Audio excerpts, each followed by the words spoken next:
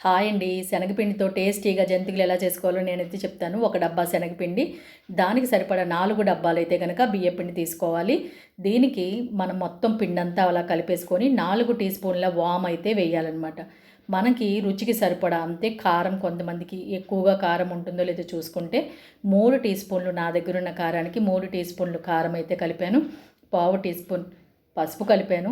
రుచికి తగినంత ఉప్పు కొంచెం తక్కువగా వేసుకోండి.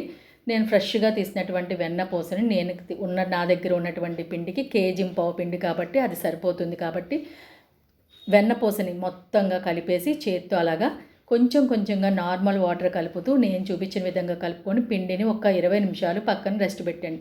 ఈలోగా స్టవ్ వెలిగించి బాండీ పెట్టి ఆయిల్ బాగా హీట్గా ఉన్నప్పుడు మనకి ఏ సైజ్ అయితే జంతికలు కావాలో అలా మార్చుకొని ప్లేట్స్ని మనం మంట హై ఫ్లేమ్లో పెట్టుకొని జంతికలు మంచి కలర్ వచ్చే వరకు వేపుకుంటే చాలా రోజులు నిల్వ ఉంటాయి. మన పిల్లలకి మన చేత్తోనే చక్కగా చేసి పెట్టొచ్చండి.